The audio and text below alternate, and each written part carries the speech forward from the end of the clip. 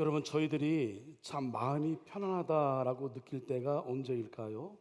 그것은 내가 있어야 할 자리에 있을 때에 편안하고, 우리의 마음이 가장 편안함 느낄 때는 아마도 우리 어머님 품이 아닐까 생각이 듭니다.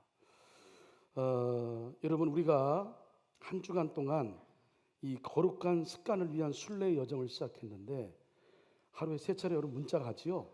그 삼정기도 시간에 문자 가는데, 여러분 그 문자 갈 때마다 어떤 느낌이 드나요? 막 각자의 반응이 다 다를 텐데, 어떤 이는 반갑게 문자가 오기도 하겠지만, 어떤 이는 아유 조금 좀 귀찮네 이렇게 느끼는 사람도 있을 거예요. 실제로 그 잠깐 시간을 내서 우리가 짧게라도 기도할 수 있는 시간이 참 쉽지는 않습니다. 그리고 조금 좀 번거롭게 느껴지기도 하고 신경이 쓰이기도 하고, 또 새벽기도 안 하다가 새벽기도를 하려고 한다면 이거 상당히 자리 잡기까지는 우리 몸에 많은 변화가 생기죠. 많이 피곤하고 그렇습니다. 그런데 조금 번거롭고 귀찮고 몸은 고되지만 이상하게 마음은 편안해요. 참 좋아요. 뭐 뿌듯함이 있어요. 그게 왜 그러냐면 우리 영혼이 하나님의 품 안에 우리가 거하기 때문에 그런 거죠. 오늘 우리도 이런 편안함을 바로 이 자리에서 느낄 수 있는 것은, 교회라는 공동체는 하나님 엄마 아빠의 품을 느끼게 하는 곳입니다. 그래서 우리가 이렇게 교회 오게 되면 참 좋아요. 찬송 들으면 상당히 마음이 가고, 또 우리가 함께 예배드리는 자체가 마음의 평안함을 느끼는 것은 여기가 바로 하나님 아빠 엄마의 품을 느끼게 하는 곳이기 때문에 그런 겁니다. 오늘 이렇게 성령이 주시는 평안함으로 여러분 예배를 드림으로 인하여서 이 따사로운 봄 햇살처럼 임하는 하나님의 은총이 여러분 가운데 임하여서 여러분의 영혼 몸에 생기를 얻는 그런 시간이 되기를 주님의 이름으로 간절히 축원을 드립니다. 네. 우린 지금 사순절을 살고 있습니다. 여러분, 사순절 뭐 거창하게 우리가 말씀드릴 필요 없어요. 사순절은 예수님의 순환 고난을 묵상하는 겁니다. 왜 그러냐면 자꾸 우리는 잊어먹어요. 우리가 살아온 모든 날들이 하나님의 은혜임에도 불구하고 자꾸 우리는 그냥 우연히 내 힘으로 내 노력으로 잘 살고 있다고 생각을 해요. 그럴 때마다 하나님은 절기를 주어서 그게 아니야, 내 힘이 아니라 하나님의 은혜였다라고 하는 것을 다시 한번 일깨워 주기 위해서 절기를 주시는데, 이 사순절은 우리 긍극적인 은혜, 구원의 은총을 다시 한번 깨닫게 하는 겁니다. 그래서 우리를 구원해 주기 위하여 십자가 순환을 기꺼이 감당하신 예수님의 순환을 묵상하고, 그 희생으로 우리가 생명을 얻은 것에 대하여 진심으로 감사하고, 그리고 더 나아가서는 나도 예수님처럼 내가 누군가를 위하여 이렇게 어떤 삶의 희망과 용기를 주고 다시 그 살 수 있는 어떤 동기를 부여해 주고, 그들에게 은혜의 통로, 생명의 통로로 살아가기 위하여 예수님을 좀 나도 따라갔으면 좋겠다, 삶의 한 절이라도 예수님을 닮아갔으면 좋겠다라고 하는 거룩한 열망을 안고 우리가 40일을 여행하는 이 순례의 여정이 바로 이 사순절인 거죠. 제가 드린 오늘 말씀의 주제의 맥락에서 말씀을 드린다면, 예수님의 마음과 생각 그리고 예수님의 삶의 모습이 오롯이 표현되어 있는 것은 예수님의 삶의 습관일 겁니다. 그래서 지난주에 말씀드린 대로 우리가 삶의 이 습관이 형성되게 되면 이 뇌의 에너지를 쓰지 않아도 그냥 그렇게 살아가는 거, 자연스럽게. 그것처럼 예수님께서 삶의 우리 가운데 보여주셨던 거룩하신 습관을 나의 습관으로, 우리의 습관으로 삼는 것. 예수님 마음이 나의 마음이고, 예수님 생각이 나의 생각이고, 예수님 뜻이 나의 뜻으로 그렇게 우리가 만들어 가져가는 것, 예수님의 그 사신 거룩한 습관을 나도 나의 습관으로 삼으며 살아가는 것, 이게 사순절의 가장 중요한 내용일 것이고요, 또 우리가 배워야 할 것입니다. 습관의 중요성, 어르신들이 말씀하시죠. 3살 버릇이 뭐라고요? 80까지 간다고. 우리는 너무나 잘 알고 있습니다만, 이 습관의 중요성에 대해서 우리의 속담만큼 서양 격언에서 아주 일목요연하게 습관의 중요성을 정리한 것이 있습니다. 여러분 몇 번 들으셨습니다. 다시 한번 떠올리시기 바랍니다. 생각의 씨앗을 뿌리면 행동의 열매를 얻고, 행동의 씨앗을 뿌리면 습관의 열매를 얻는다. 그리고 습관의 씨앗은 성품을 얻게 되고, 그리고 성품은 운명을 결정짓는다. 그러니까 여러분, 가장 중요한 건 이 씨앗을 심는 일인데, 먼저 생각에서부터 그게 우리의 운명이 결정지게 되는 건데, 그 과정 속에는요, 그걸 더 이제 우리 가운데에 구체화시키는 것은 바로 이 습관이다라고 하는 겁니다. 제가 지난번 그래서 우리 생각 이거 심는 게 중요하다. 맘씨, 말씨.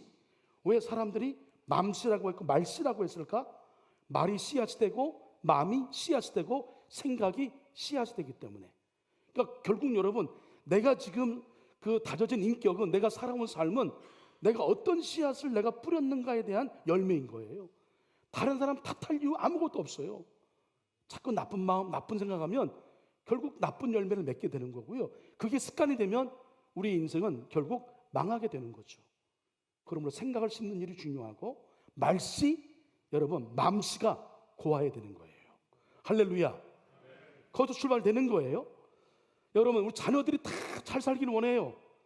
정말 의미 있고 가치 있는 삶을 살기를 원해요. 여러분, 그렇다고 한다면 우리 자녀들에게 습관을 길러주는 교육을 하는 게 중요합니다. 지식을 얻게 하는 영어도 하나 더 외우고 수학 공식 하나 더 외우는 거, 물론 그것도 중요하지만 그것보다 중요한 건 아이들에게 습관을 심어주는 게 중요합니다. 그것이 자녀 교육의 90%를 좌우한다. 이게 교육학자들의 의견이에요. 여러분, 우리가 일찍 일어나는 습관, 규칙적으로 독서하는 습관, 예습하고 복습하는 습관, 운동하는 습관, 타인의 말을 잘 경청하는 습관, 봉사하는 습관, 교회 가는 습관, 기도하는 습관, 이걸 길러준다고 한다면 무엇을 더 기대할 수 있을까요? 이거면 충분하죠. 자녀 교육은 뭐 이렇게 하면 이미 끝난 거예요. 근데 제가 최근에 이렇게 자녀 교육을 정말 의식 있게 하는 그런 사람을 보았습니다.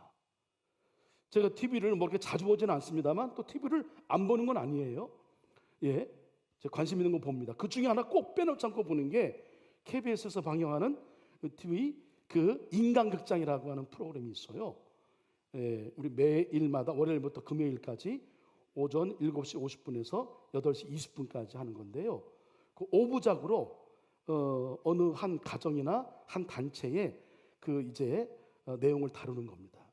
지난주에는 사진자료 보시면 우리 집 우리 학교라고 하는 타이틀로 순창 시골에서 홈스쿨링하는 6남매의 이야기를 소개했어요. 아마 여러분 보신 분도 계실 겁니다. 이 부부는, 맨 앞에 있는 분이 엄마고 저 뒤에 있는 분이 아빠인데요. 둘이 45살 동갑내기인데 둘 다 카이스트 이 기계공학과 박사 과정을 다 마쳤어요. 그래서 대기업에 취업했습니다. 둘이 거기 만나서 결혼하게 되었는데 전도 유망한 사람이죠. 그래서 편안한 삶을 살았어요. 근데 저들 마음속에 거룩한 꿈이 있었어요. 그게 뭐냐면, 내가 이 주신 이것을 하나님의 영광을 위해 드렸으면 좋겠다. 물론 이 방송에는 이렇게 다 자세히 나오진 않아요. 제가 좀 더 알아보고 좀 더 이렇게 조사한 바로는 그렇습니다. 그래서 모든 편안한 삶을 내려놓고 큰 아이가 낳을 때쯤에 이제 몽골 선교사로 갑니다. 거기서 선교하고 와요. 그리고 돌아와서 저 시골, 고추장으로 유명한 순창 그 시골에 둥지를 틀고 사는 겁니다. 애들을 어떻게 키울까 고민이 되었죠. 단순하게 지식을 전달해 주는 아이를 키우나? 그러다가 둘이 고민하다가 이들이 중요하게 생각하는 가치가 있습니다. 그것은 뭐냐면, 함께 사는 것 자체, 생활 자체가 교육이 되고 삶이 교육이 되고, 그리고 다른 어떤 것보다 무슨 자기의 큰 도움을 주고 거창한 어떤 영향을 주는 사람보다 함께 살아가는 주변의 사람들이 얼마나 소중한 존재인지를 알게 하는 것, 그 속에서 행복을 느끼게 하는 것, 그게 참 교육이다 생각하여서 학교 보내지 않고 집에서 아이를 가르쳤습니다. 집에서 아이를 가르치는 일이 여러분 쉬워요? 세상에서 가장 어려운 게 여러분 내 자녀 내가 가르치는 거고, 아마 여러분 경험했죠? 세상에 가장 가르치기 어려운 운전 실습생은 내 남편이고 내 부인이고 그렇잖아요. 그거 하다가 이혼한 사람도 있을까요? 예. 못 가르쳐요. 가까운 사람은 전혀 못 가르칩니다. 인내가 필요하죠. 근데 가르치는데 이들이요, 첫째는 16살이고 막내는 3살입니다. 그러니까 이제 그 적당한 텀을 두고 6아이를 두게 되었는데, 제가 보니까 하루의 일과 일상 자체가 그야말로 아주 철저히 규칙적이고 습관에 따른 삶을 살고 있더라. 제가 현대판 이 찰스 웨슬리, 존 웨슬리를 키워낸 수산나 웨슬리를 보는 것 같았어요. 예. 근데 그 자기의 주어진 역할에 습관, 이제 규칙을 지키고 자신의 주어진 역할을 감당하는데, 습관에 따라 감당하는데 한 사람도 불평하는 게 없어. 그냥 그게 당연한 거예요. 예. 그 16살 큰아이와 둘째는 아침밥을 책임져요. 그리고 밥은 가급적 다 함께 먹습니다. 밥상 교육의 중요성이 있다라고 하는 것을 생각하는 거죠. 이 밥상 교육을 합니다. 그리고 이제 그렇게 담당하면 엄마가 시키지 않아도 이제 밥을 먹은 다음에 9시 되면 2층이 학교예요. 2층으로 올라가서 자기 이제 책상, 이렇게 칸막이 된 책상이 자기 구역인데, 거기 누가 시키지 않아도 그 커리큘럼에 따라, 스케줄에 따라 책을 봐요. 스스로 공부합니다. 엄마는 적당할 때 올라와서 애들 하나씩 다 돌봐주지요. 여러분, 참고로 큰아이 초원이는 만으로 16세니 아마 고등학교 나이 정도 되는데, 이 아이는 벌써 전남대학교 교육심리학과 대학생이 되었어요. 예. 3살 아이, 막내 아이를 제하고는 그들의 일상에서는 모두 각자의 역할이 있어요. 엄마가 빨래를 해주면 빨래를 넣는 역할, 빨래를 개는 역할, 빨래를 이제 개는 것을 각자의 서랍장에 넣는 역할, 청소 담당 구역이 딱딱 정해져 있어요. 그것이 마치 몸에 밴드, 그야말로 습관에 따라 그 일을 하고 있단 말이에요. 제가 지켜보면서 한편으로 기독교 신앙을 갖고 저 아이들을 키운다, 야, 이런 의식 있는 사람이 우리 크리스찬이야. 너무너무 자랑스럽고 너무 좋더라고요. 그리고 또 하나, 야, 나도 내가 이거를 그 이전에 이 사람들을 아주 장가가기 전에 배웠다고 한다면 우리 애들을 이렇게 키웠으면 얼마나 좋을까? 그런 생각이 들 만큼 너무 멋진 삶을 살고 있는 모습을 봤습니다. 그들의 미래가 궁금해요. 전 찾아볼 거예요. 어떻게 크는지. 정말 멋지게 잘 클 겁니다. 한 가지 예를 들면, 이제 놀러 가는 것도 다 같이 해요. 밭에서 일하는 것도 다 같이입니다. 다 역할이 주어졌어요. 다 하는 역할이. 예? 운동하는 것도, 축구할 때도 남자 여자 나누어서 축구를 해요. 남자가 숫자가 좀 작고 여자는 좀 많은데 그렇게 합니다. 그러니까 이 놀이 자체, 삶 자체가 그냥 교육인 거예요. 그리고 방송에 다 나왔지 않았죠. 이 기독교 편향적인 걸 보여주면 안 되니까 밤에 잘 때 애들 다 침대에다 누워요. 그런 아빠가 동화 얘기를 해줘요. 그러다가 잠이 들어요. 그러니까 잠들기 전에 반드시 엄마 아빠한테 허그하고 뽀뽀하고 서로 축복하고 이제 자는데, 제가 보기에는 그냥 했을까요? 기도했겠죠. 딱 보니까. 예? 여러분, 제가 오늘 설교 들으신 분들은 정말 강추합니다. TV 우리 다시 보기 하잖아요. 그죠? 다시 보기 한번 꼭 보시고요. 어디 저 자녀 교육 특강 들을 필요 없어요. 이것만 보면 충분한 특강이 됩니다. 예. 철저히 이들의 몸에 밴 습관, 그것 때문에 초은이부터 아이들이 엄마 아빠하고서 이렇게 그렇다고 해서 애들이 싸움이 없겠어요. 여러 가지 일들이 있겠는데, 근데 그때 그런 과정을 풀어가는 이 쓰는 단어나 대화를 보게 되면요, 얼마나 성숙했는지요. 이게 책을 보통 읽은 게 아니에요. 특별히 초은이는 이제 실제로는 고등학생인데 대학생, 아주 대단합니다. 예? 그 단어 쓰는 것이 제가 깜짝깜짝 놀랄 단어를 써요. 이 습관에 따라 이렇게 커 나가니 얼마나 참 잘할까 기대가 돼요. 예수님도 여러분 공생의 기간 동안 짧은 기간이지만 철저히 습관에 따라 사신 분이 우리 예수님이십니다. 예수님의 습관 가운데 가장 도드라지는 게 뭐냐면 기도의 습관입니다. 이 기도가 예수님의 삶의 내용의 전체로 봐도 여러분 틀린 말이 아니고요. 이 기도가 예수님의 사역의 가장 기초의 기본이 되었고 능력이 되었다고 하는 것. 더 중요한 건 여러분, 예수님은 하나님의 아들이심에도 불구하고 기도가 필요했다라고 하는 겁니다. 여기 여러분, 우리 가슴 이 마음을, 이 말씀을 통해야 돼요. 하나님의 아들이신 예수님도 기도가 필요했다. 예수님 여러분 공생애를 훑어보게 되면 누가복음 22장, 지난주에 우리 말씀, 그리고 우리 거룩한 습관의 주제가 되는 말씀인데, 예수님이 십자가 지시기 전에 감람산 겟세마네 정원에 가서 기도하셨죠. 예? 이 잔을 내게서 좀 피해달라고, 예? 할 수만 있으면 좀 안 했으면 좋겠다고. 근데 결국 아버지 뜻대로 하시길 원한다고 기도하는데, 그 과정에 얼마나 간절한 그 기도의 그 중심을 들였냐면, 땀방울이 핏방울이 되도록. 여러분, 우리가 그렇게 기도해 본 적 있어요? 정말 너무 간절해서 내 이마에 흐르는 땀 속에 피가 섞여 나올 만큼 여러분 기도를 들어본 적이 있나요? 근데 예수님이 이렇게 정말 십자가를 지셔야 하는 엄청난 고난의 사역을 앞두고 있기 때문에 예수님이 기도하신 게 아니에요. 여러분, 성경 말씀 잘 보시면, 자, 자막이 준비되어 있습니다.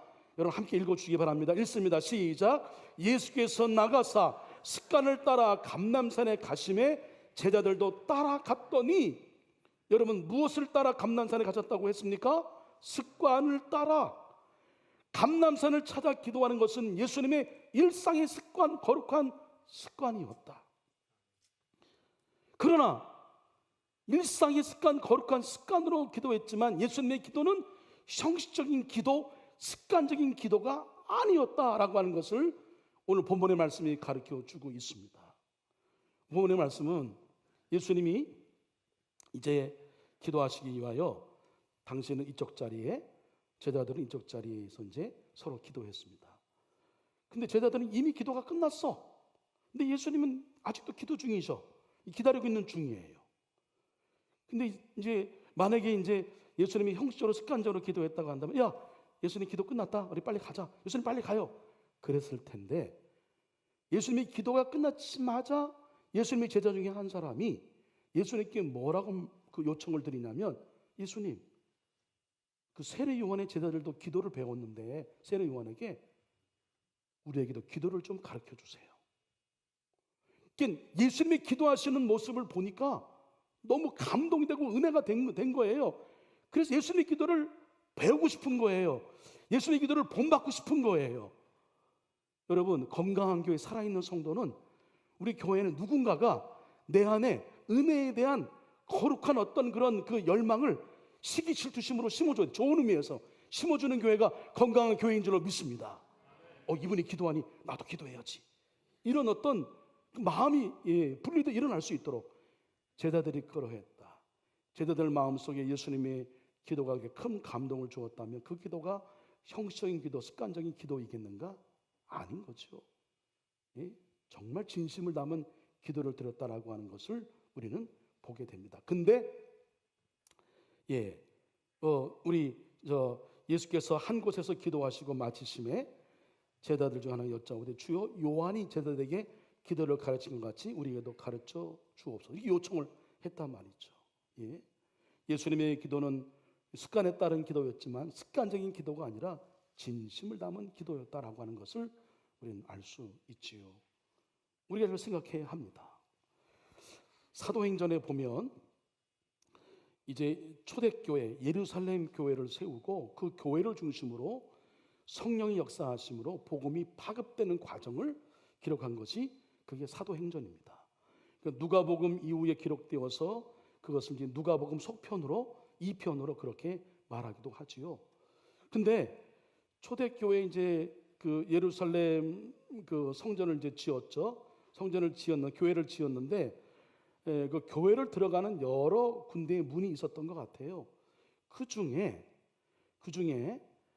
미문이라고 하는 한자인데 뭐 아시는 것처럼 아름다운 문이라고 하는 문이 있어요. 거기에 날 때부터 안진뱅이인 그 어느 사람이 구걸해서 생계와 생명을 이렇게 이어가는 사람이 있어요. 불쌍한 사람이죠. 근데 사도행전에 나타난 그 첫 번째 기적의 사건이 바로 여기서 일어나게 되는데, 베드로와 요한이 교회를 향해 가고 있는데 그날따라 이 안진뱅이가 눈에 들어오고 마음에 들어왔어요. 그날따라 남다르게 느껴졌어요. 성령이 주신 마음이겠죠. 그래서 성령께서 주신 긍휼의 마음을 주신 불쌍한 마음이 들어서 그에게 다가가서 이렇게 얘기하죠. 우리를 보십시오. 은과 금은 내게 없으나 내게 있는 것을 내게 주겠소. 자막 준비해요. 우리를 보시오. 은과 금은 내게 없으나 내게 있는 것을 내게 주겠소. 나사렛 예수 그리스도의 이름으로 일어나 걸으시오. 그리고 점잖게 그러나 힘있게 선포한 말씀을 전한 다음에 오른손을 잡아 일으켰어요. 그가 일어나요. 다리와 발목에 힘이 생겼어요. 일어나게 되었어요. 벌떡 일어납니다. 그리고 걸어요. 기적이 일어나는 거죠. 놀라운 일이 일어나서 이 너무나 감사해서 그는 평생 성전 안에서 어떤 일이 이루어지고 있는지를 한 번도 그 안에 들어가는 것을 생각지도 못했던 그가 베드로와 요한을 따라서 성전에 들어가요. 여러분 생각해 보세요. 성전에 들어가면서 이 걷는 게 신기하잖아요. 예? 막 걸어보겠고 또 뛰기도 했고 보니까 꽁충꽁충 뛰었대요. 그리고 너무 이게 감사하니까 하나님 앞에 찬양을 드렸다고 하는 거죠. 기적이 일어난 겁니다. 예? 근데 여러분 중요한 것은 오늘 말씀의 맥락에서 이런 기적이 일어난 것은 베드로와 요한이 여러분 사도로서 기도의 능력 있는 사람인 것은 분명하겠죠. 그러나 베드로와 요한이 이런 기적을 일으켰은 건 다름이 아니라 베드로와 요한의 습관의 기도, 시간을 정해놓고 기도한 것에 있었다. 이게 중요합니다. 말씀 보면 사도행전 3장 1절에 이게 쉬운 성경으로 제가 소개해드리는 겁니다. 어느 날 제9시 오후 3시죠. 제9시는 오후 3시를 말하는 겁니다. 기도하는 시간이 되어 베드로와 요한이 성전으로 올라가고 있었습니다 라고 기록하고 있습니다. 유대인들은 전통적으로 하루에 3번 기도를 합니다. 오전 9시, 정오 12시, 오후 3시. 그게 그들의 정해진 기도의 시간이에요. 그래서 그 정해진 기도의 시간에 그들은 특별한 일이 없으면 성전에 가서 기도했단 말이에요. 베드로와 요한은 정해놓은 시간에 따라 기도했다. 거룩한 습관에 따라 기도했다. 그런 의미인 거죠. 그렇게 거룩한 기도의 습관에 따라 오후 3시에 기도하러 성전에 올라갔습니다. 근데 기도하러 올라갔다라는 헬라어 원문을 보게 되면 이것은 문법상 미완료 시제라고 하는데 이게 무슨 의미냐면 과거의 행위 중 반복적인 것을 가리키는 시제로 그들은 습관에 따라 매일 이 시간에 기도하러 성전에 갔다라고 하는 뜻이 이 단어 속에 있다라고 하는 거예요. 평소에 하던 대로 일상의 루틴에 따라 거룩한 습관으로 기도했을 때에 놀라운 기적이 일어났다. 이게 핵심입니다. 여러분 성경에는요 우리 인간의 이성으로 인간의 상식으로 생각할 수 없는 일들이 일어나 그걸 우리는 기적이요 표적이라고 얘기합니다. 근데 그런 기적과 표적이 일어날 때에 그들이 여러분 장황한 기도를 하나요? 막 엄청난 기도를 막 그냥 몇십 분 동안 기도해서 기적이 일어나나요? 아니에요. 짧은 시간 손을 들고 기도하는데 해가 멈추어지고 우박이 내리고 병든 사람이 낫고 안진병가 일어나고 죽은 사람이 살아나요. 짧은 기도에 큰 능력이 나타나는 비결이 여러분 짧게 기도의 능력이 나타나요? 절대 그럴 수 없습니다. 이 짧은 기도의 능력이 나타나기까지는 여러분 빙하를 생각하면 됩니다. 수면 위에 보이는 빙하는 얼마 안 되지만 수면 밑에 있는 빙하는 엄청난 뿌리, 아주 큰 거대한 뿌리가 있단 말입니다.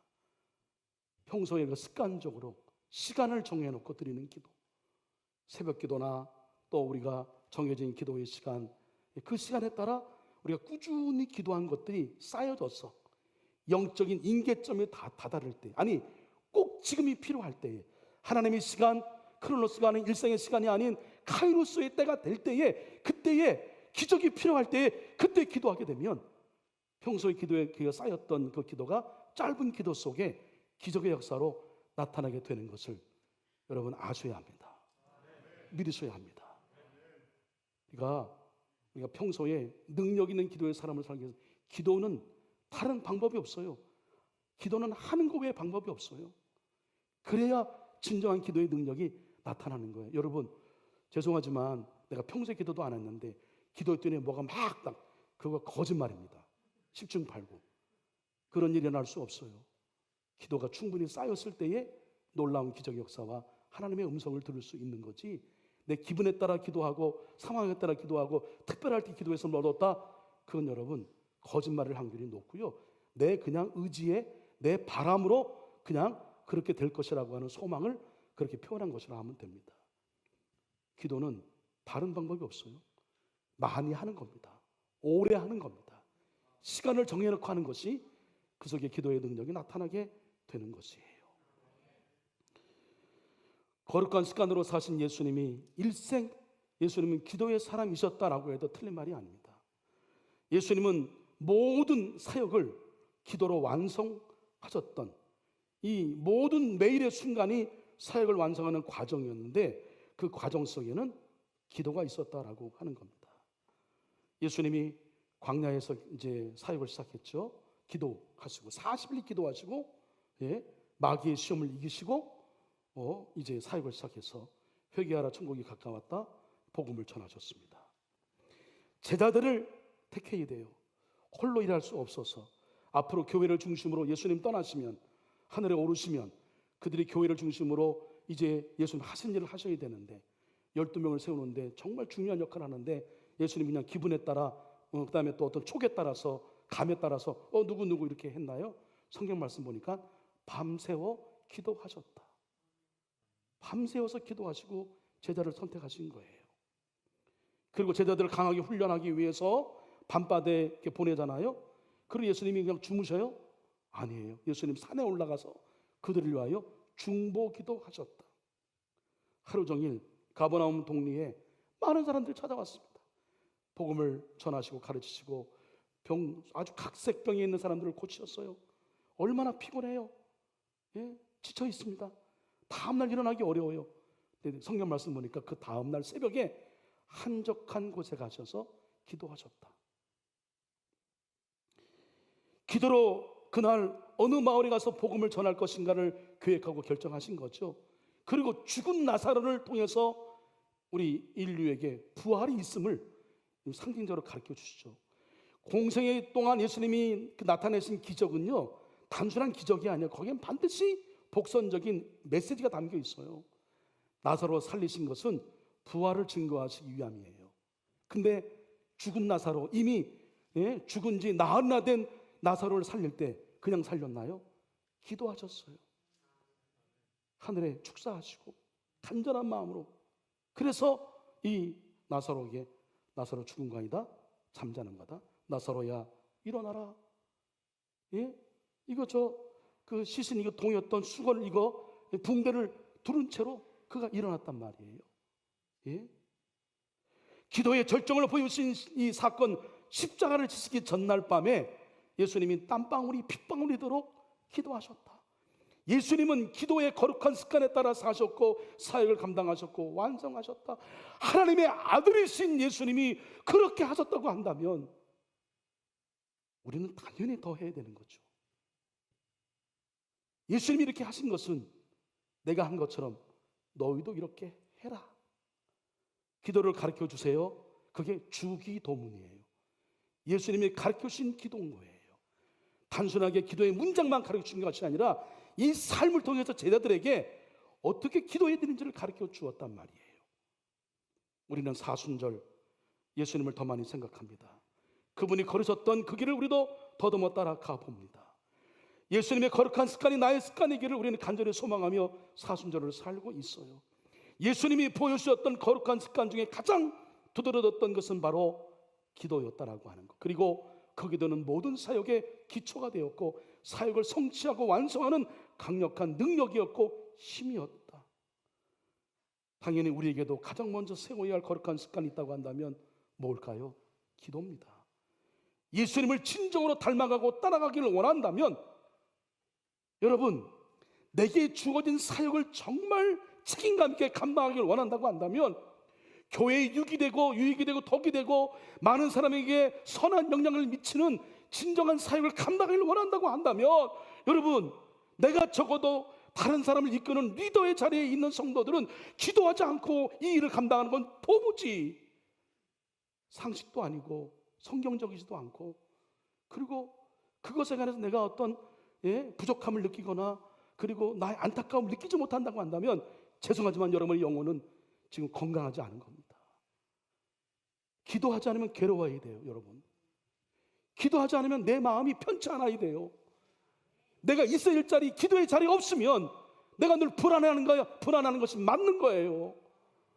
기도하지 않아도 그냥 살아갈 수 있다? 그건 여러분의 영혼이 지금 무뎌져 있는 거예요. 성령의 사람은 즉각 안단 말이에요. 예? 청지기로서 내게 주어진 직분과 사명을 제대로 감당하기 원한다고 한다면 우리는 기도부터 해야 하는 거죠. 모든 사역은 기도로 시작해서 기도로 마쳐야 하는 겁니다. 신앙의 시작과 끝은 기도 위에 하고요. 그래서 기독교는 기도교 이렇게 얘기해도 틀린 말이 아니에요. 맞는 겁니다. 사랑하는 한서의 성도 여러분, 저는 진실로 우리 한석교회가 기도로 신실하게 살아가고 성실하게 사역하는 일꾼들이 일어남을 진정으로 보고 싶습니다.